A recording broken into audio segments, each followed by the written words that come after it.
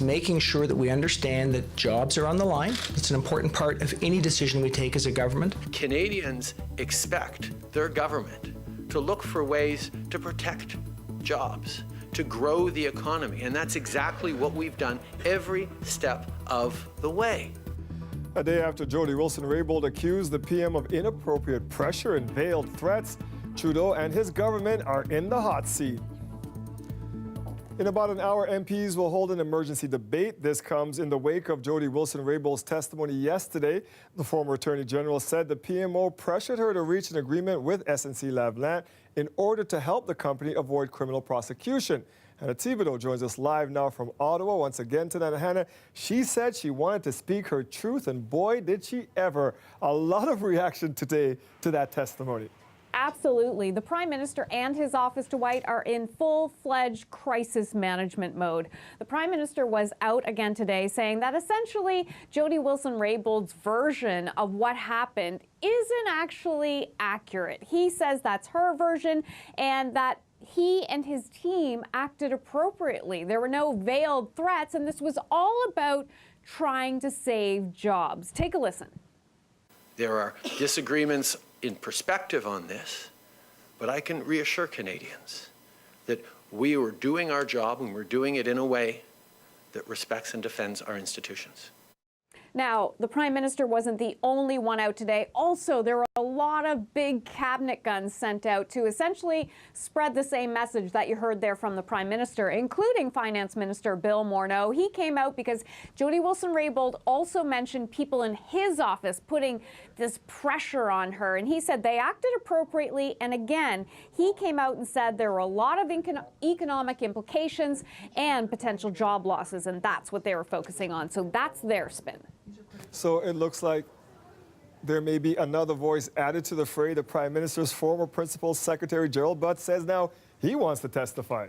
Yeah, absolutely. And he's not the only one. I'll get to that in just a second. Jody Wilson-Raybould testified for about 3.5 hours to give her side. Now, like you say, Jerry Butts, the right-hand man of the Prime Minister, who is also taken down because of this scandal, sent a letter to the committee saying he wanted to come and give his side. And he also says that he has documents he wants to present because, of course, Jody Wilson-Raybould had lots of emails, she had texts, she came in fully armed with notes and everything else. And that's kind of what we're hearing from Butts in his letter as well. Now, remember, Wilson-Raybould alleges that Butts said in a text this: there is no solution that doesn't involve some interference. So guaranteed he will come in and try to rebut that. But also we're going to hear again from the Clerk of the Privy Council, Michael Wernick, and as well Nathalie Drouin. She's the Deputy Minister of Justice, and why she is being called to the committee is because essentially Wilson-Raybould told the committee that when she got shuffled out, Drouin was told her first job was to brief the new minister on the SNC-Lavalin affair. So expect to see at least Butts and maybe Wernick sometime, and maybe even as early as next Wednesday. Okay, now the emergency debate with the MPs is happening in less than an hour. We know you're going to be all over it. What can we expect to come out of that? The emergency debate was called because the Conservatives wanted to have that. The NDP agreed with them. It's going to happen. Expect to hear a lot of the messaging we've heard from the Conservatives so far. Andrew Scheer has called for the Prime Minister to resign. He wants the RCMP to investigate. He also sent a letter to the head of the RCMP saying they should look into this. And when it comes to the NDP, they want to have a public inquiry. So expect to hear those types of talk in the House of Commons tonight, but they're going to try to put the Prime Minister in the center of this again. They want to try to keep the focus on him. As for the Liberals who are in there, we're going to hear from them what we've heard from the Prime Minister, that the Ethics Commissioner can handle this because he's the one who will make a decision to see who is actually telling the truth. So that's it in a nutshell. It's so complicated, but you seem to understand it so well. Thank you for that, Hannah. Quite welcome, Dwight. This is the biggest political controversy in our country right now. So how are people outside of Parliament Hill reacting? To get a sense of how folks are feeling about Jody Wilson-Raybould and RPM and the future of the Liberal Party, we went down to Union Station. Take a look and listen. Have you heard about the SNC-Lavalin scandal? No, I might not be the right person for you to talk to. What are your thoughts on Jody Wilson-Raybould? I'm not going to answer You know who it is? No, I don't. I haven't been here for 2 years, so.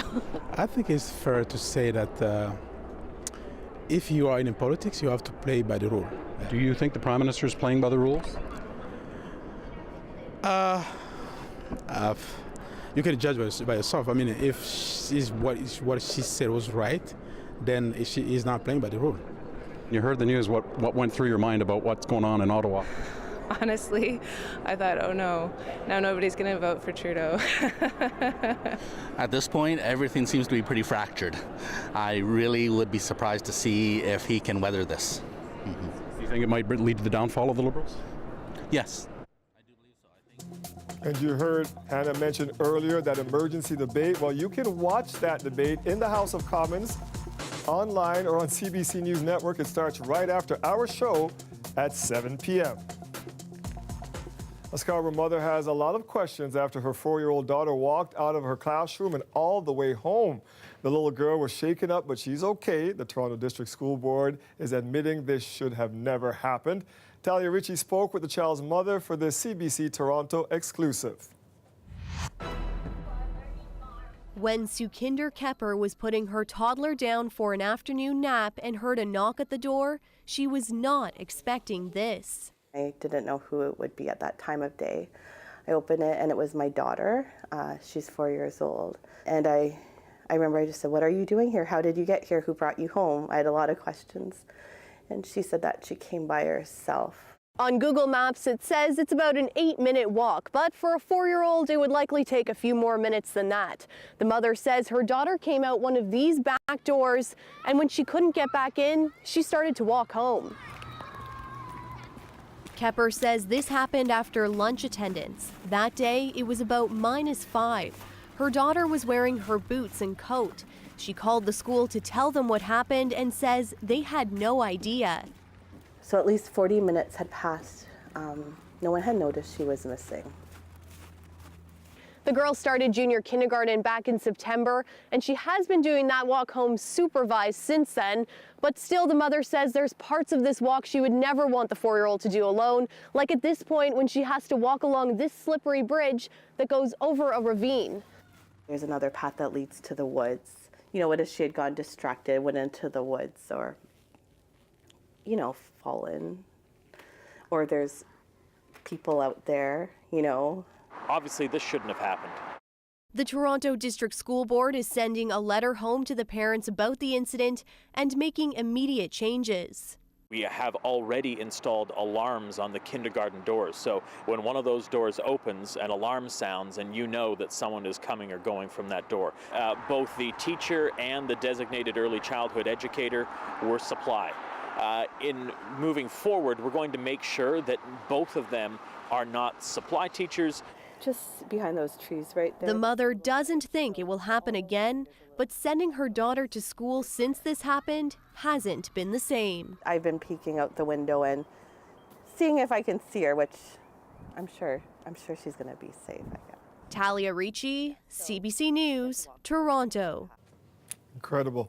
It was a huge controversy for months this summer and into the fall. The government rolling back the sex ed curriculum to the opposition from students, educators, and advocates. So much so 2 groups filed a court challenge. Well, today, the decision came down. Lisa Shing joins us from Queen's Park. And Lisa, the courts ruled in the government's favor.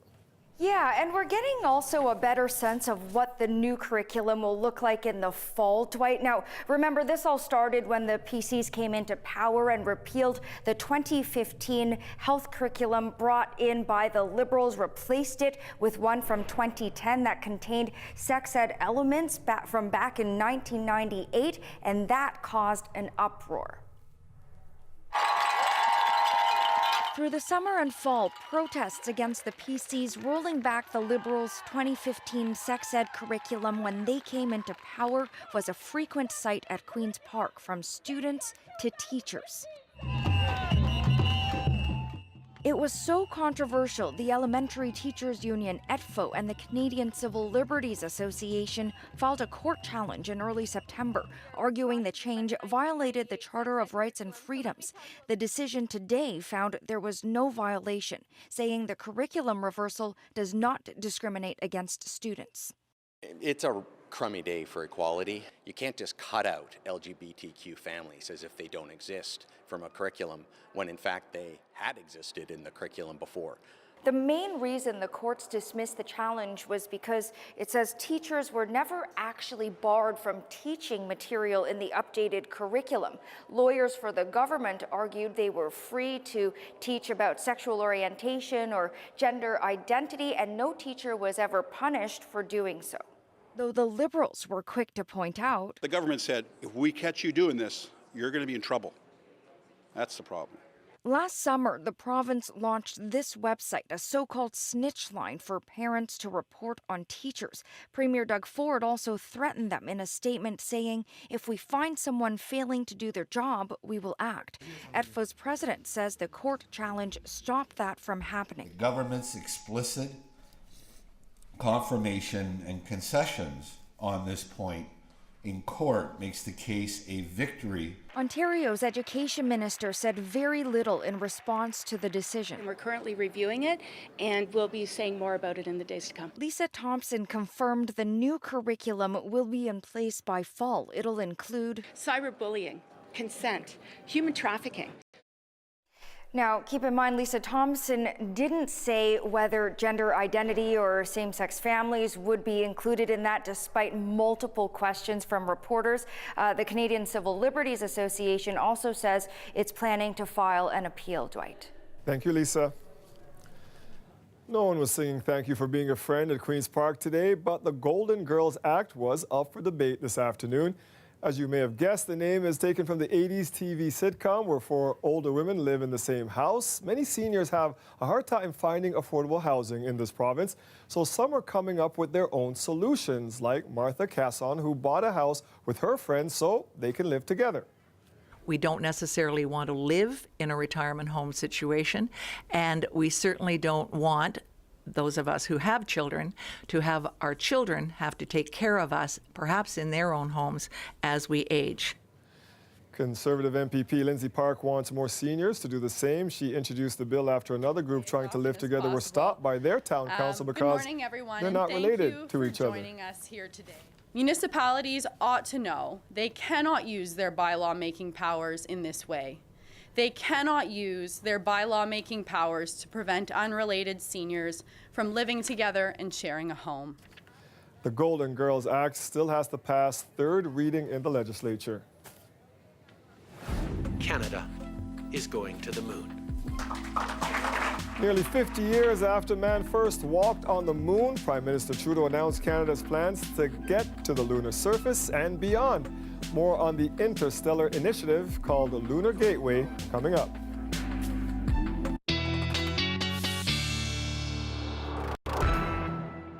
We are saying goodbye to February, and boy, are we glad to see it go, Colette. Oh, yes. Last day. Seemed like such a long month, this short little month of February.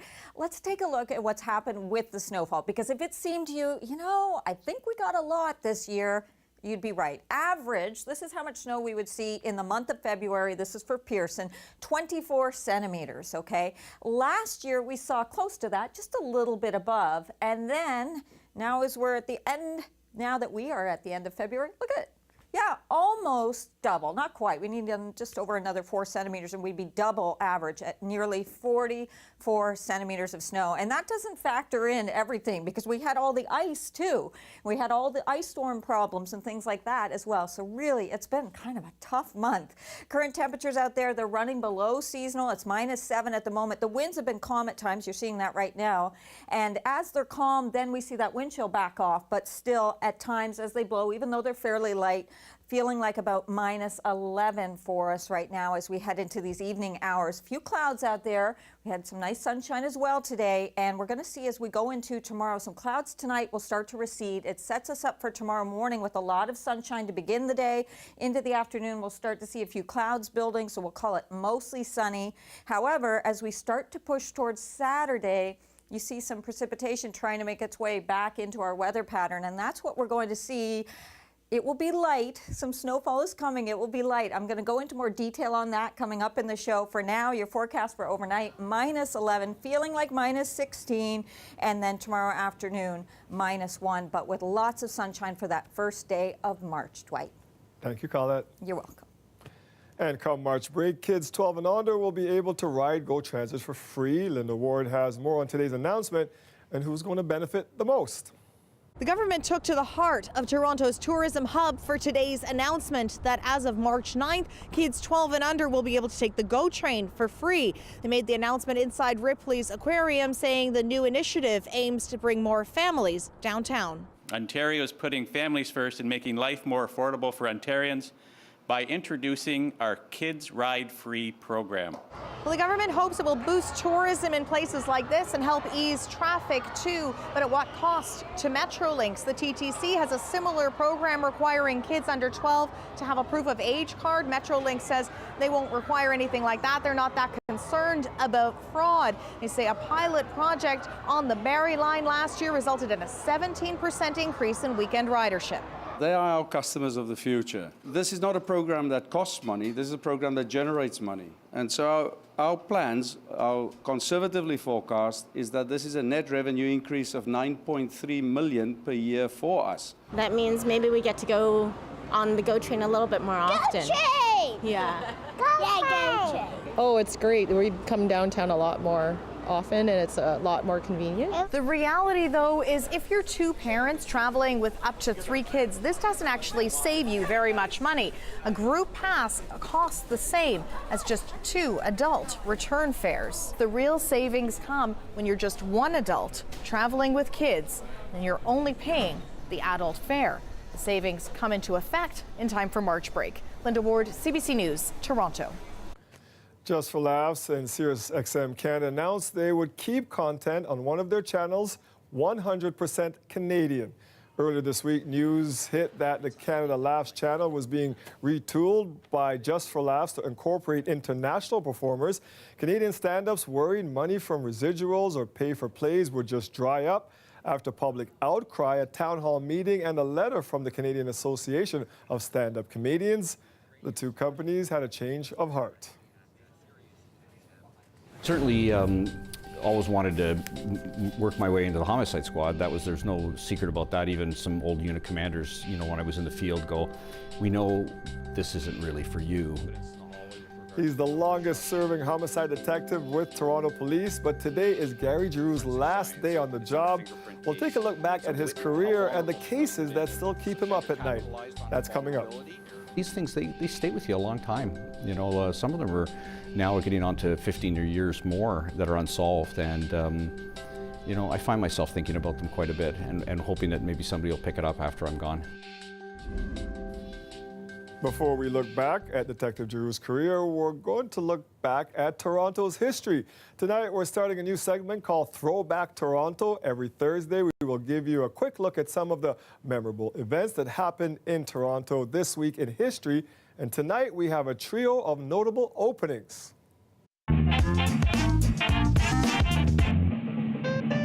Today we're in Etobicoke and we're at one of the newest, biggest, most beautiful shopping centres. This week in 1964, Yorkdale Mall opened for the first time. On opening day, Yorkdale was anchored by department stores Eaton's, Simpson's, and a Dominion grocery store, with about 100 other smaller shops, including a theatre.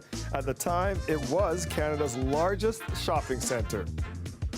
This week in 1966, Toronto's subway system expanded when the Bloor-Danforth line opened. It cost $200 million and stretched 13 kilometers from Keele Street to Woodbine Avenue. The line helped cut many commuters' travel times in half. And this week in 1969, Toronto's first ever mosque held its first prayer at 7 a.m. It took over a Presbyterian church in Rossensville.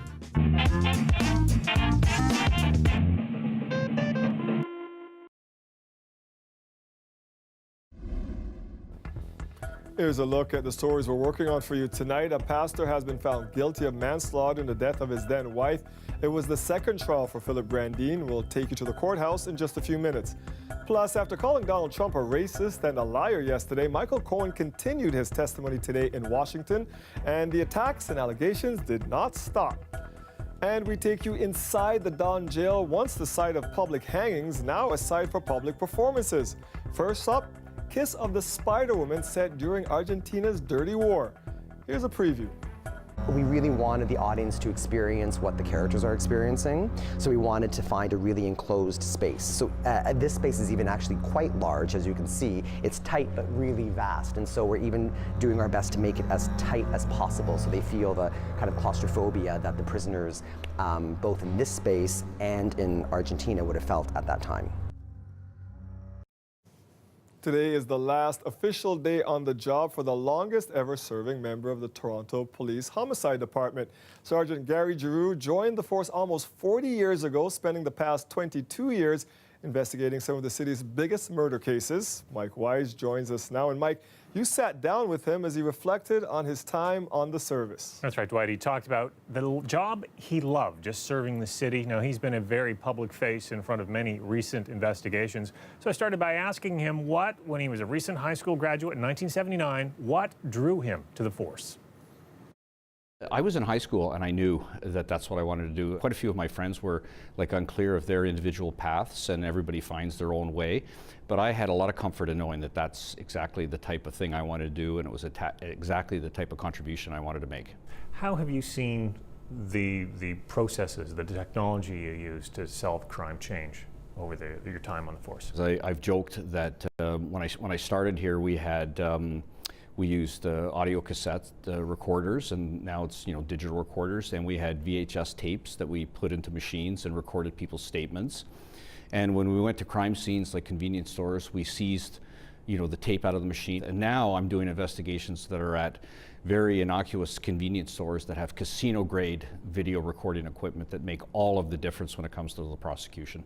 I know you're reflective when you're looking back on other cases. Are there cases you think you wish you had another crack or could go over and try to close that you haven't been able to? The Range Rover case with Oliver Martin and Dylan Ellis, it's one that really bothers me. I have another double murder up at Jane and Wilson back around 2006. It was a robbery.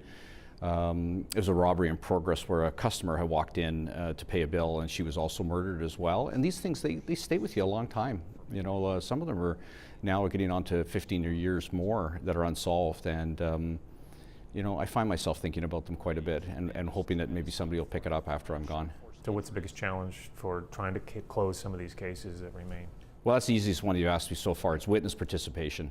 And I've spoken about it over and over again. I've spoken it with the media, and I've spoken about it in the courtroom in front of the jury, is getting people to come forward from these communities in which violence is taking place and to have the courage enough, and we appreciate how difficult it is, come forward and give truthful statements to the police and come to court and testify about what they saw. We recognize how difficult it is, but it's the only way that these people are going to be stopped.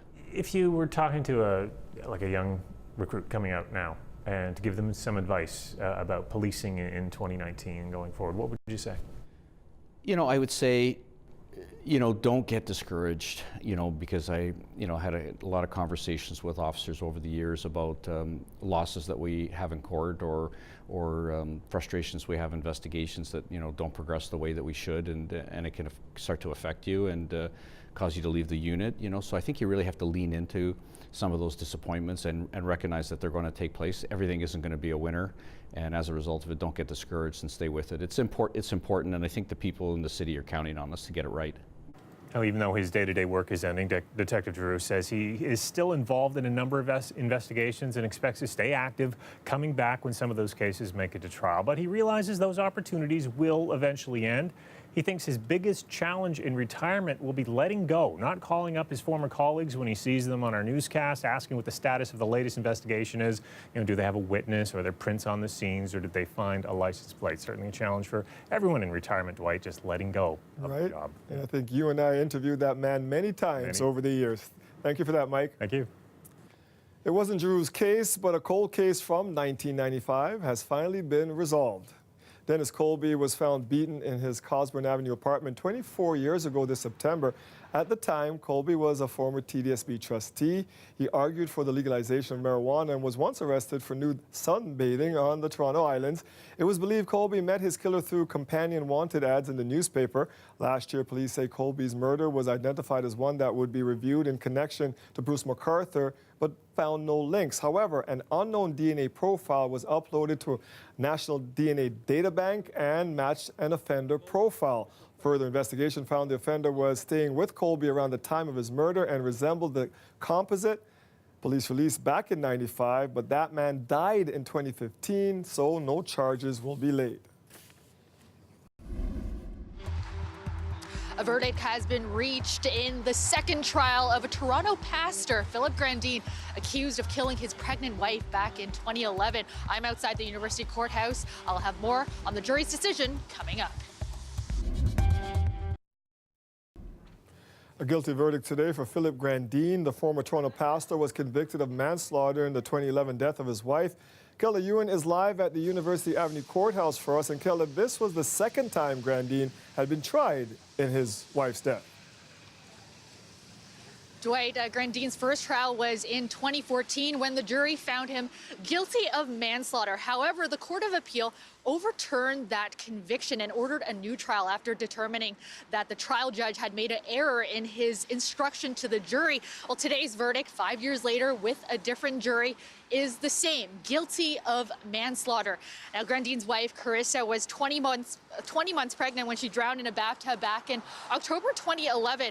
The Crown told the jury Grandin gave her the anti-anxiety drug lorazepam to sedate her and to keep her confused while he carried on an affair. Now, a blood sample did determine that she had lorazepam in her system when she drowned in the bathtub. Even days before she drowned, she had actually gone to the ER complaining of dizziness and disorientation. The defense, meanwhile, tried to have the case dismissed this time around. It argued Carissa's death was either a tragic accident or a suicide stemming from her husband's affair. During the original trial back in 2014, Grandin was actually charged with first-degree murder before the jury found him guilty of manslaughter. Now, this time around, first-degree murder was, he could not be charged with first-degree murder. That's because the Crown never appealed that manslaughter conviction. Outside the courthouse today, the detective on the case said Carissa's family is relieved to finally have some closure. I just got off the phone with her sister and her mom, and they're obviously relieved with the outcome of this. It's been a long time for them. Obviously, there's not a day goes by that they don't think about their daughter, their sister, and of course, as we know, the unborn child. So it's been very, very stressful for everyone involved, but they're comforted that the end result has come today. Grandin has been out on bail for over 6 years, and he will remain free until his sentencing. That is scheduled for mid-April. Dwight. Kelda.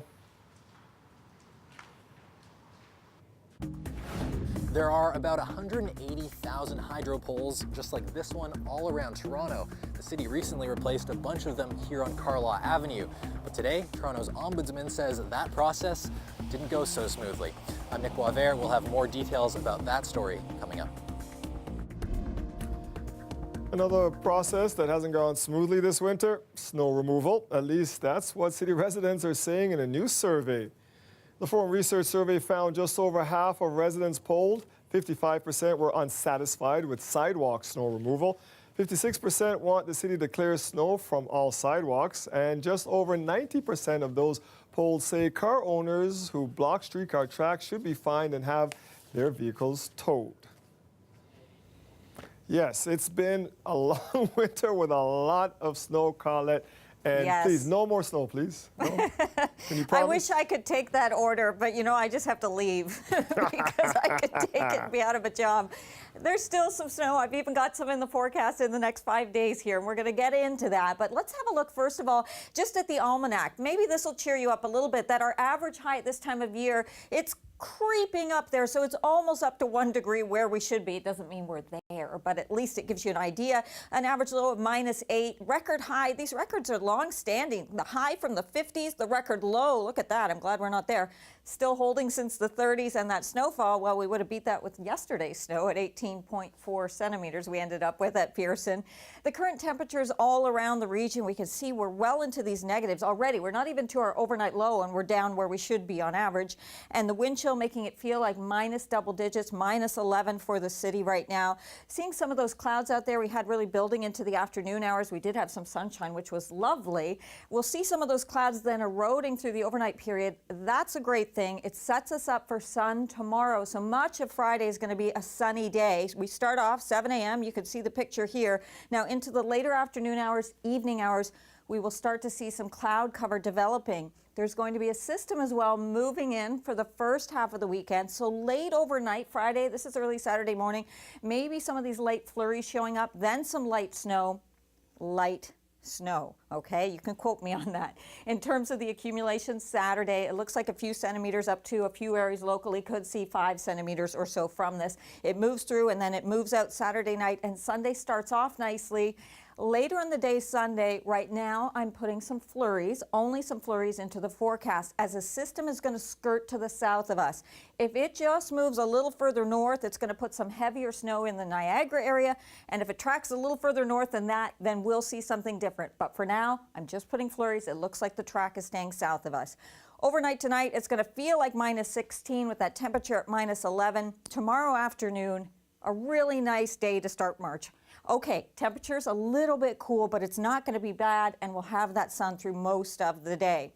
But as we look ahead, up to 5 centimeters on Saturday, temperature's still mild. Sunday, flurries, -3, but look what's happening with the temperatures as we're going into March.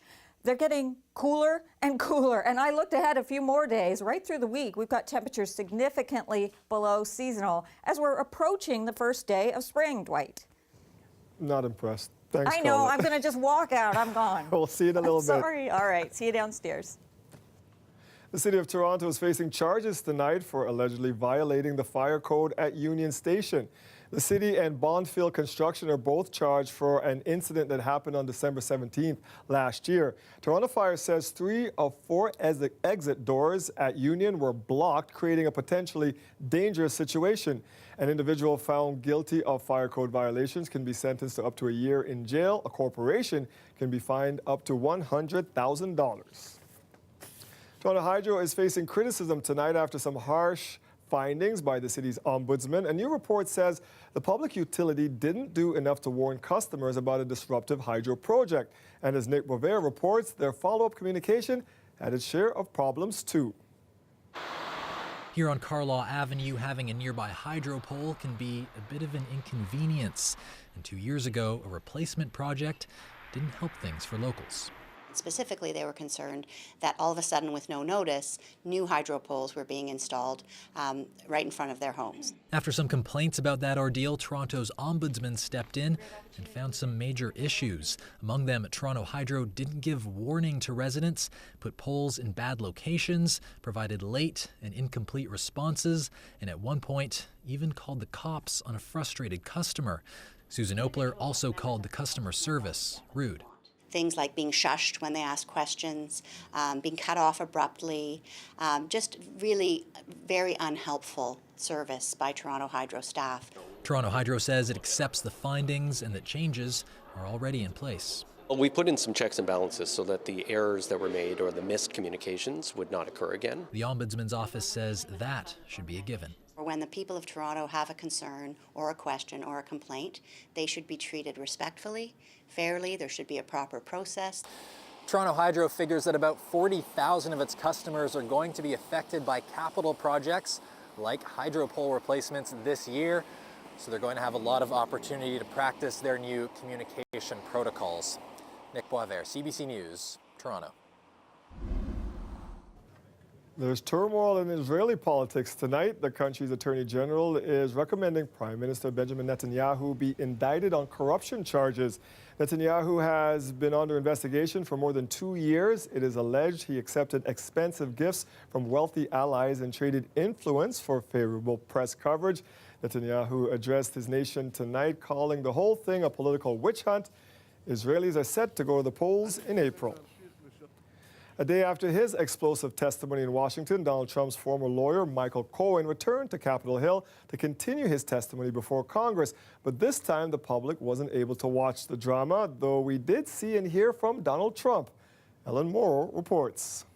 This was the final day of a 3-day marathon for Michael Cohen, President Trump's former personal lawyer, on Capitol Hill. Now, today was much different than yesterday, where Cohen testified in front of the cameras, testimony that was watched around the world. Today, Michael Cohen appeared behind closed doors at the House Intelligence Committee. Now, this is one of the committees where Cohen previously lied, previously made false statements, Cohen said, to protect President Trump. Cohen would have been asked about that today during his testimony. The chairman of the committee, Democrat Adam Schiff, said he wants to know more about Cohen's knowledge of plans to build a Trump Tower in Moscow before the 2016 election. He also wants to know anything that Cohen might know about that meeting at Trump Tower where Donald Trump Jr., Jared Kushner, and former campaign manager Paul Manafort met with Russian contacts after Donald Trump Jr. was promised dirt on Hillary Clinton from the Russians. Schiff also wants to know what Cohen might say about whether or not there was collusion between the Trump campaign and Russia. Now, Cohen was asked about the collusion issue publicly yesterday. He said he has no direct evidence that the Trump campaign colluded with Russia, and that's something that President Trump seized on while speaking earlier today in Vietnam. Here's what Trump had to say. He lied a lot, but it was very interesting because he didn't lie about one thing. He said no collusion with the Russian hoax. And I said, I wonder why he didn't just lie about that too, like he did about everything else. I mean, he lied about so many different things. And I was actually impressed that he didn't say, well, I think there was collusion for this reason or that. He didn't say that. He said no collusion. And I was, a little impressed by that, frankly. Now, while Cohen said he did not have direct evidence, he did say he has his suspicions when it comes to the question of collusion. He accused President Trump of being a racist, a cheat, and a con man who ran for president only to boost his own brand. Ellen Morrow, CBC News, Washington. Now, Michael Cohen will be going to jail, just not this jail. After the break, we take you inside the Don jail that's being converted into an immersive theater space. We've built the show around this space. So instead of fighting it, we're actually using it as an opportunity. So the actors will be all around using all these 2 tiers. Down here, the audience will be kind of immersed within the action. And so we're doing our best to make it a kind of as immersive as possible.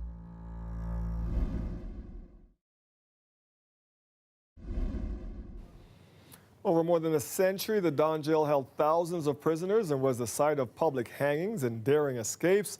Now a new production is taking over the space. It uses the jail to tell the story of a prisoner desperate for freedom during Argentina's dirty war. Reshmi Nair got a tour of the space from the show's director.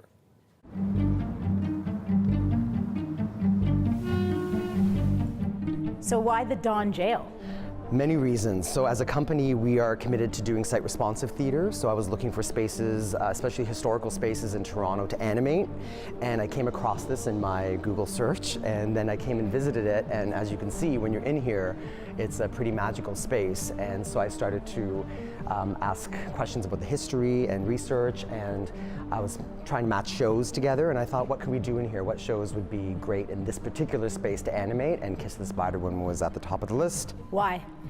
Many reasons. That show, unfortunately, is very relevant today, as it was when it was originally a novel in the 60s or 70s. And I wanted to bring a modern lens to that show, but also the union between the history of this jail, the history of what was happening during the Dirty War of the time of this piece, just kind of created this amazing alchemy. And I thought, wow, let's put the audience in an actual space where we don't have to create the set and the kind of the echoes of the past and the bones of this place, and they can feel the atmosphere. And at nighttime especially, this place is even more magical when these walls kind of disappear and all you see is the lights and the architecture. It's a really amazing experience. You say magical, I think scary. Is that part of it? It is. It is. We really wanted the audience to experience what the characters are experiencing, so we wanted to find a really enclosed space. So this space is even actually quite large, as you can see. It's tight but really vast, and so we're even doing our best to make it as tight as possible so they feel the kind of claustrophobia that the prisoners, both in this space and in Argentina, would have felt at that time. And we've built the show around this space. So instead of fighting it, we're actually using it as an opportunity. So the actors will be all around using all these two tiers. Down here, the audience will be kind of immersed within the action. And so we're doing our best to make it a kind of as immersive as possible, and the sound coming from everywhere. And what's interesting about a little tidbit I found about this room is that the reason it's so live in here is because in the history of the jail, they would bring prisoners here, and if they hurt them or tortured them, their screams would echo all throughout the buildings into the cells. So you'll also be using these levels in the production as well? Oh, definitely. This was one of the reasons that I wanted to do it here. When I came here, I kind of sat down there and I looked up here, and even someone walking by to their office was magical. And you can hear every single sound from every single angle here. And so this level will serve as the prisoners' level. So this is where they will live. And for the entire show, they'll come down, of course, but this will be their quote-unquote cells up here, and we're going to use lighting. We're going to do as minimal as possible because, as you see, the architecture is so beautiful that we don't have to do too much, but they will be everywhere that we're walking. This will all be playing space in the show. So the audience will feel and hear people behind them. Some of them will see them, some of them won't. It'll be a pretty amazing experience for them to kind of have a experience both visually and through sound as well. Do you believe this place is haunted? I don't know if it's haunted, but it definitely has a lot of energy to it, and you can feel it. And if this is the first time you've seen this, you will understand what I'm talking about. This is one of the cells. This is one of the cells, and what's interesting is now there's two of us in here, which actually happened back then as well. Sometimes there were 3 people in this tiny cell, and they would take turns sleeping, take shifts, and they would also have just one metal bucket, and this was basically their life. And as you see here, this is that glass floor, which happens to look exactly like a spider's web for Kiss of the Spider Woman. So we thought it's kismet. we must do it here because we have this beautiful floor to work with. And this space will be part of the show in some way, in some secret, fun way. That's going to be a very interactive aspect to the pre-show in some way. I'm not going to give it away, but the audience gets to experience the tour of the jail and some of the history of the jail before they even experience the show.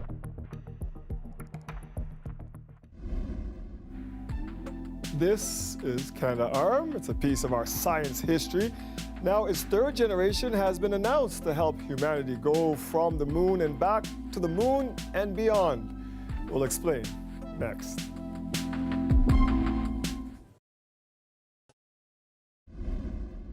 Prime Minister Justin Trudeau was at the Canadian Space Agency headquarters in Quebec today to announce a new mission. Canada is going to the moon. The PM said Canada will be part of NASA's new Lunar Gateway project, an outpost that will orbit the moon, allowing astronauts to conduct lunar expeditions. It will also set the stage for future travel to Mars. Our space and science expert, Nicole Modolaro, joins us now with more, and I know she loves this stuff. She loves talking about it. So I want to get your reaction to today's announcement. So I wasn't really all that surprised. Yes, you knew it was coming. We did, because we knew that MDA was awarded a contract. That's the people who could build the Canadarm, and they actually paid. They got a $1.7 million, not billion. Yes, that's a big difference. Contract to build the Canadarm 3, but. What is the surprise is the level of funding that was offered up for general space. That's good news for people like you and us who love this. So Canada's contribution to this mission will be yet another Canada-Arms. So can you explain what its purpose will be? Well, in their objectives, they have to operate on the surface, on the surface, and also on the station itself. So what you would see probably is grappling science experiments, etc. So kind of like what it does now. And Canada's space strategy hasn't changed in about a quarter century now. Where do you see it going after this mission? So what we need is more funding that will go towards other aspects of space, because we have a great history in robotics, but there's a whole other thing out there. We can see funding for perhaps drilling, because we're good at that, right? So you're going to see it spread out. Minister Baines today actually said that they're going to announce more funding for more programs. And when they start that space colony, Yeah. you want to be there. I'm in. There you go. Thank you, Nicole.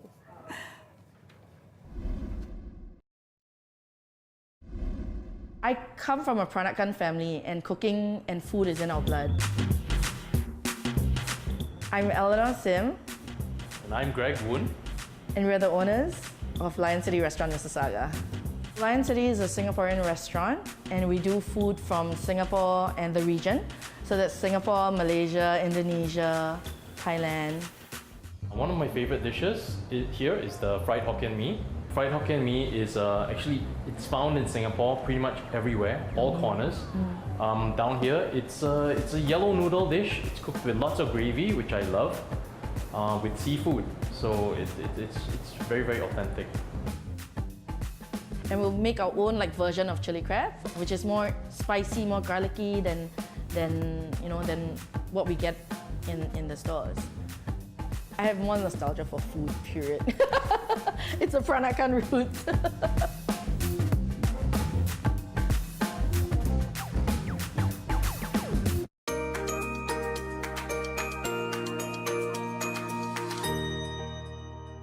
Let's take a look at your GTA, and this one has a wolf in it. Musings of Val found this coyote sneaking around our city. Remember, get your photos to us by posting them on Twitter or Instagram with the hashtag CBC or GTA, and we will air some of them on the show. And yes, it wasn't a wolf, it's a coyote. Don't tweet at me. We have quite a few of those We sneaking do around our city. Yeah. All right, let's talk about these flurries and these cold temps, even though, I know. spring's around the corner, we can see it. I'm going to start counting those days for you. We'll put some kind of calendar together for that. Yeah, overnight tonight, you know what? At least we get a breather here in terms of what's happening. So just some partly cloudy conditions and then clearing as we head towards morning. The temperature falling off to about -11 overnight tonight. And then as we take a look, as we go into tomorrow, there's that sunshine. We'll see some clouds building later in the day into the afternoon and evening hours, but -1, so we're still about 2 degrees off seasonal. Certainly milder than today. It's going to be a really nice day for the first day of March, weather-wise. And then you're right, you mentioned it, Dwight. This weekend looks like Saturday, some very, very light snow, kind of a dusting coming through with that one system. And the one that comes in after that, we're holding it off to the south. That's what we're doing. Please, hold it off. That's our show for tonight. Remember, an emergency debate inside the House of Commons is now on the way after Jody Wilson-Raybould's bombshell testimony. You can watch it live online at cbcnews.ca or head over to CBC News Network. Have a great night, everybody.